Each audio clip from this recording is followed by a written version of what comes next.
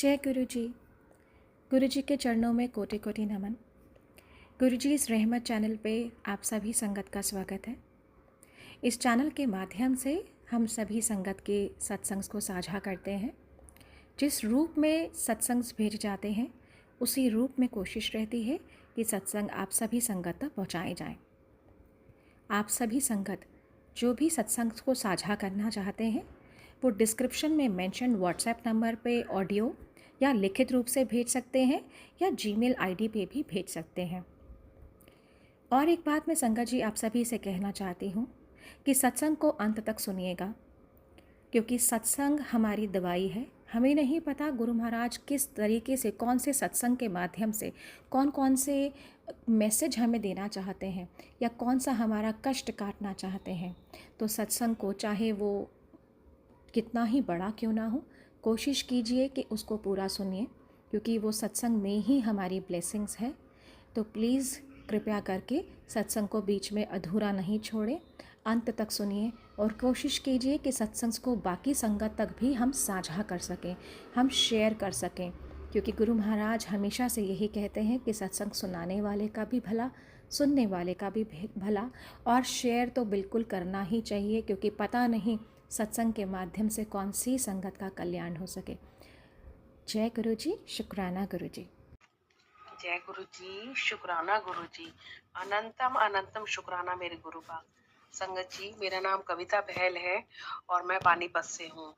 गुरु जी, sorry संगत जी, सबसे पहले सॉरी गुरु जी।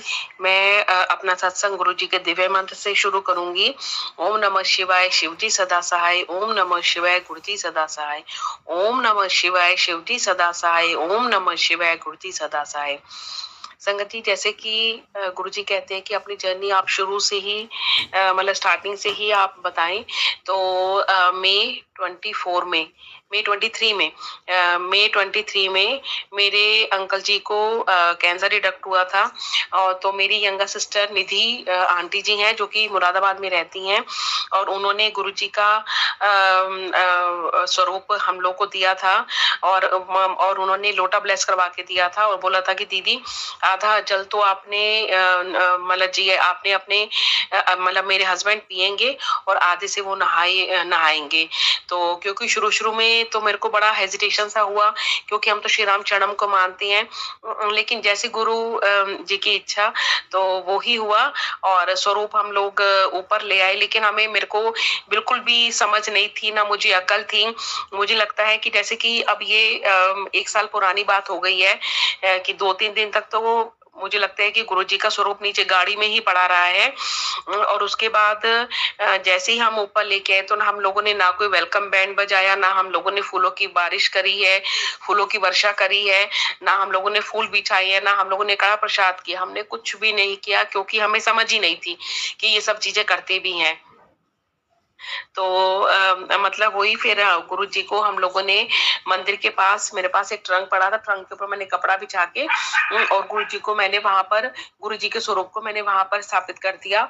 और 6 महीने तक मेरे अंकल जी का कैंसर का ट्रीटमेंट चला है और गुरु जी की कृपा से आधा जल वो पीते थे और आधा जल से वो नहाते थे, और गुरु जी की कृपा से उनका ट्रीटमेंट बिल्कुल ठीक हो गया है। उनकी surgery, post chemo, pre chemo सब गुरु जी की कृपा से बिल्कुल ठीक हो गई हैं। अब देखिए, जब इतनी बड़ी डिजीज है तो छोटे मोटे अप्स एंड डाउन तो चलते रहते हैं, फिर भी गुरु जी ने बहुत कृपा रखी हम लोग को। मॉनिटरी भी हम लोग को कोई प्रॉब्लम नहीं हुई, हम लोग को ट्रीटमेंट में भी कोई प्रॉब्लम नहीं हुई। गुरु जी ने बहुत बहुत बहुत बहुत हेल्प करी, गुरु जी ने हमारी बहुत हेल्प करी। और आज गुरु जी की कृपा से मेरे अंकल जी बिल्कुल ठीक है और उन्होंने पिछले 6-7 महीने से बैंक जाना भी शुरू कर दिया है। तो डॉक्टर्स हम लोग को वैसे ही आफ्टर 3 मंथ्स फॉलोअप के लिए बुलाते, वो तो हम लोग का लाइफ लॉन्ग चलता ही रहेगा। तो मतलब पहले मैं गुरुजी के प्रति इतना बेंड नहीं हुई थी, लेकिन लास्ट दिसंबर में एक आई कि मेरे पास गुरुजी के मैसेजेस फ्लैश होने शुरू हो गए हैं। एक्चुअली मैं पाकिस्तानी प्ले बहुत ज्यादा देखा करती थी, जैसे ही मैंने फ्री हो जाना तो मैं पाकिस्तानी प्ले 1-2 मैंने शुरू किए हुए थे, तो मैं यूट्यूब पे देखती रहती थी। तो मेरे पास गुरु जी का मैसेज फ्लैश हुआ कि तू बेकार के कामों में अपना टाइम वेस्ट करती रहती है, या मतलब एक दो बातें और। तो मैंने निधि से बोला, मैंने कहा निधि देख गुरुजी, मैं कहा निधि मेरे पास ना गुरुजी का मैसेज आया है। तो निधि मेरी छोटी बहन तो कह रही दीदी गुरुजी ना तेरे को अपने से जोड़ना चाहते हैं। तो वैसे धीरे धीरे करके मैं गुरुजी की तरफ बेंड होती गई। और मतलब ये लास्ट दिसंबर की यानी कि 20 दिसंबर की बात है। और अब ये मतलब आज 26 ऑफ जुलाई हो गई, 26 ऑफ जुलाई हो गई है। तो मतलब लगा लीजिए 6-7 महीने में तो सुबह शाम हर समय, सुबह शाम उठते सोते चलते फिरते हर समय गुरुजी गुरुजी गुरुजी गुरुजी ही होता रहता है। और गुरुजी ने हम लोग को बहुत ब्लेस किया है, बहुत ब्लेस किया है संगत जी। जितना हम लोगों ने इस समय मैं 52 ईयर्स की हूँ, और जितना हम लोग अब तक नहीं अर्न कर पाए हैं, गुरुजी ने हमें इन 6-7 महीने में हम लोग को मतलब मॉनेटरी हम लोग की हेल्प करी है। हम लोगों ने इतना अर्न कर लिया है। गुरुजी की कृपा, बहुत कृपा रही है। हम कभी सोच भी नहीं सकते थे कि हमारे घर में भी 2 गाड़ियां होंगी। चलो एक गाड़ी तो बंदा वैसे ही अफोर्ड कर लेता है, लेकिन मैं अपनी दूसरी गाड़ी के बारे में कभी सोच भी नहीं सकती थी। गुरुजी ने मेरे को दूसरी गाड़ी भी दिलवाई है। तो इसके लिए गुरुजी का अनंतम अनंतम अनंतम अनंतम शुक्राना मेरे गुरु का। तो संगत जी ऐसा मेरे थोड़े से 3-4 हालांकि सत्संग तो बहुत ज्यादा है, मैंने पहले भी काफी सत्संग शेयर किए हैं। तो गुरुजी का फिर बार बार मैसेज आ रहा था कि तू शुक्राना नहीं करती है, तू शुक्राना नहीं करती है। तो वही मतलब समझ में नहीं आता ना कि दिन भर में इतने सत्संग होते हैं तो बंदा कुछ भूल भी जाता है। तो किस किस चीज का मतलब किस किस चीज का सत्संग करे। तो बस लेकिन आज जब गुरुजी ने गुस्से में बोला, गुस्से में तो नहीं कहना चाहिए, जब गुरुजी ने मेरे को बोला कि नहीं आज मेरा मन है कि तू शुक्राना करे, आज मेरा ये हुक्म भी है। तो मैंने सत्संग की थोड़ी सी रूपरेखा मैंने जो मेन है वो मैंने कॉपी में लिख के रख ली है। और मैं अपने जो 3-4 सत्संग है वो मैं आप लोग को शेयर करना चाहती हूँ। तो संगत जी ऐसा हुआ कि ये तकरीबन आज से 8-10 दिन 8-1 दिन पुरानी बात है। मेरे पास गुरुजी का ये मैसेज आया कि पुत्र मैं तेरे अंग संग, हाँ मतलब तेरे साथ ही हूँ मैं, शिव रूप तुम्हारे साथ, तुम्हारे शिव रूप तेरे घर में ही है। तो एक दफा ना मैं ऐसे ही दोपहर के समय मेरे अंकल जी और मेरा एक बेटा है मेरा और मेरे अंकल जी, मैं हम तीनों जने ही अपने घर में रहते हैं। तो किसी कारणवश मेरे अंकल जी तो बैंक गए हुए थे और मेरा बेटा भी किसी कारणवश बाहर, दोनों जने गए हुए थे। तो ऐसी मैं सोई पड़ी थी। तो जैसे मैं सोई पड़ी थी तो मेरे को ना मेरे मतलब पैर की तरफ मेरे पवांदी, मेरे को ऐसा लगा जैसे कि बेड हल्का सा मतलब दबा है, जैसे कि कोई मतलब अजीब सी आवाज, मतलब हालांकि आवाज बहुत ज्यादा लाइट थी। मैं एकदम उठ गई, मैंने कहा पता नहीं कौन है। तो फिर मैं सो गई। फिर हल्के से फिर मेरे को नहीं, फिर मेरे को ऐसे लगा जैसे कि मेरे सिर की तरफ कि पता नहीं, अब तो मेरे को ध्यान नहीं है कि मतलब फिर मेरे को फिर कोई आवाज आई है। उसका फिर मैं सोई नहीं, मतलब मेरे को जैसे अजीब सा ही होता रहा। तो मैं फिर बाहर आके बैठ गई। तो उसके बाद मैं एक्चुअली गरीब बच्चों को ट्यूशन पढ़ाती हूँ, मेरे पास 8 तक के बच्चे आते हैं। उसके बाद बच्चे आ गए मेरे, और मैं बच्चों को जब ट्यूशन पढ़ा रही थी तो मैं तभी चाय पी रही थी। तो चाय का कप प्लेट में पड़ा हुआ था सामने टेबल पे। तो उसमें ऐसी शिवरिंग की आवाज आई है, जैसे कि हल्का सा मतलब शिवरिंग की सी आवाज आई है। तो मैं इस बात को शायद मैंने इतना नोटिस उस समय तो नोटिस किया था। तो उसके बाद ना रात को मैंने निधि को बताया। मैंने कहा निधि अच्छा। उसके बाद फिर मेरे को गुरुजी ने सत्संग भी सुनवाया कि उसमें ना एक आंटी जी ने अपना सत्संग शेयर किया था कि मतलब वो ऊपर रहती थी, उनकी दिरानी थी वो नीचे रहती थी। तो उनके पास ना उनके दिरानी का बेटा सोया हुआ था। तो जैसे ही दोपहर वो दोनों जने यानी कि बड़ी मम्मा यानी कि ताई माँ और वो छोटा बच्चा दिरानी का बच्चा, वो दोनों जने ऊपर सोए हुए थे। तो किसी ने ना दरवाजा खोला है और उन्हें ऐसे लगा है कि कोई जना अंदर आया है। तो एकदम रानी का बेटा ना उठ के बैठ गया कि बड़ी मम्मा कौन है। तो क्योंकि संगत जी को तो पता था कि गुरुजी अपने होने का एहसास कराते रहते हैं, तो मतलब संगत जी ने बच्चे को थोड़ा शाम कह नहीं कोई नहीं आपको मतलब जो कुछ भी उसने अपने बच्चे को समझाया, मतलब मेरे मेन कहने का ये तात्पर्य है कि मतलब अपने होने का जो संगत जी को वो एहसास कराते थे वो ही मेरे को ही एहसास करा 2 दिन तक कराया गुरुजी ने। और मतलब मेरे को क्योंकि मैं डर रही थी कि ऐसी कैसी मेरे को आवाजें सी सुनाई दे रही हैं। हालांकि ज्यादा तेज आवाज नहीं सुनाई देती थी, लेकिन फिर भी मेरे को लगता था कि हाँ भी टक की आवाज हुई है, कभी कहीं आवाज होती थी। तो संगत जी ने मतलब गुरु जी ने संगत के थ्रू कहलवाया कि तू डर मत, मैं ही हूँ, तेरे आसपास ही हूँ। तो मैंने ना रात को अपनी मैंने रात को अपनी निधि आंटी जी को, जो मेरी यंगर सिस्टर है, उसको बोला, मैंने कहा निधि मेरे को ना ऐसे ऐसे करके आज आवाजें सी आ रही हैं और मेरे को बहुत डर सा लग रहा है, और देख मेरे को सत्संग भी सुनवाया गुरुजी ने, है वो गुरुजी लेकिन मेरे को डर सा लग रहा है। तो निधि कहती है, कह रही दीदी तू ना गुरुजी के सामने मतलब वो कर रिक्वेस्ट कर उनसे कि मेरे को डर लगता है, इस तरीके की आवाजें नहीं सुनवाओ। तो पता नहीं उस दिन या नेक्स्ट डे, शायद उसी दिन, तो मैंने गुरुजी से ने नहीं उस नेक्स्ट डे शायद, तो गुरुजी से मैंने रिक्वेस्ट किया, मैंने गुरुजी मेरे को बहुत डर लगता है इस तरीके से, आप यहाँ हो, आपका बहुत बहुत धन्यवाद है, हम अनंतम अनंतम आपका शुक्राना करते हैं, लेकिन प्लीज इस तरीके से अपनी प्रेजेंस शो मत करवाया करो, मेरे को बहुत डर लगता है। और संगत जी आप यकीन कीजिए कि 2 दिन के बाद मेरे को वो आवाजें आनी बंद हो गई हैं। तो यानी कि वो गुरुजी ही थे।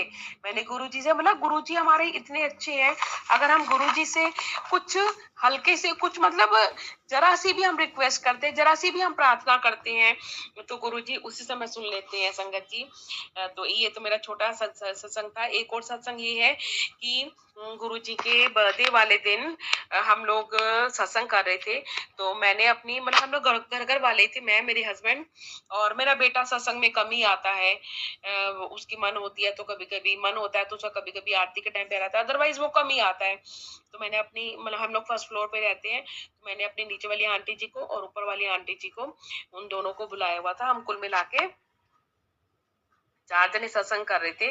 तो जैसे हम लोग आरती कर रहे थे संगत जी, तो जो गुरुजी के ऊपर, जो गुरुजी के स्वरूप के ऊपर भी हमने फूलों की थोड़ा सा मतलब डेकोरेशन करी थी। तो मेरे अंकल जी ने गुरुजी के स्वरूप के ऊपर भी 4-5 फूल लगाए थे। तो जैसे हम आरती कर रहे थे तो एक फूल अपने आप गिर पड़ा है, तो यानी कि गुरुजी ने अपनी प्रेजेंस शो कर दी है कि हाँ भी मैं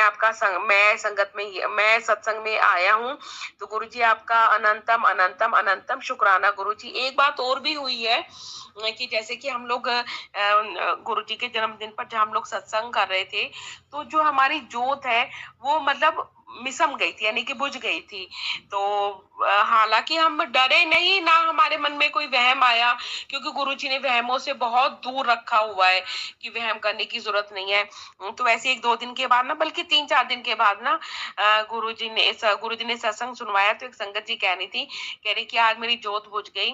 तो मैंने सत्संग में ये मतलब वो संगत जी कह रही थी कि मैंने सत्संग में ये सुना हुआ है कि जब जोत बुझती है इट मीन्स कि गुरुजी सत्संग में आते हैं। यानी कि संगत जी हम लोगों ने, यानी कि कविता बहन ने, यानी कि हम लोगों ने जो सत्संग किया था उसमें गुरुजी आए थे। इसके लिए गुरुजी का अनंतम अनंतम अनंतम शुक्राना। मेरे गुरुजी के तो इतने मतलब एहसान है कि मैं सोच भी नहीं सकती। इतने एहसान है कि मेरा बाल बाल उनके कर्ज में दबा हुआ है, गुरुजी के एहसानों तले दबा हुआ है। बहुत एहसान है, गुरुजी ने अमृत वेला बख्शा हुआ है।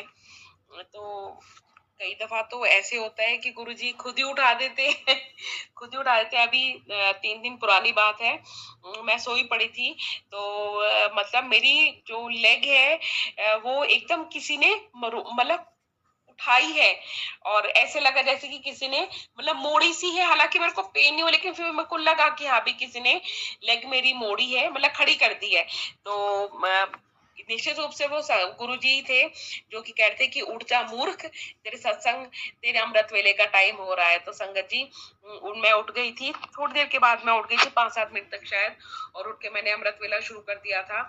और आप यकीन करें संगत जी, जब मैं अमृत वेला कर रही थी तो मेरे को ऐसी हल्की सी झपकियां तो बीच बीच में आती रहती, हालांकि मैं मुंह हाथ धो के और उसके बाद पानी वगैरह पी के ही बैठती हूँ। तो ऐसी मेरे को झपकी सी आ गई। तो संगत जी, उसमें ना मेरे सामने गुरुजी का चेहरा आया है, जैसे कि बोले गुरुजी का चेहरा है बैलून के रूप में, और उन्होंने ना स्पेक्स डाले हुए हैं, और मतलब मेरे तरफ ना गुस्से से देख रहे हैं, यानी कि उठ जा, अमृत वेला अपना पूरा कर ले, गुरुजी मेरे को सपोज ये कह रहे हैं। तो संगत जी, कभी कभी ना जब हम लोग, मेरे को नींद आ रहा है तो गुरुजी ऐसे भी उठा देते हैं। तो इस तरीके से हमारे संगत जी, इस तरीके से हमारे गुरुजी हैं। और ऐसे ही कल की बात है, हाँ जी कल की ही बात है, यानी कि आज 26 हो गई ना, 25 जुलाई की बात है।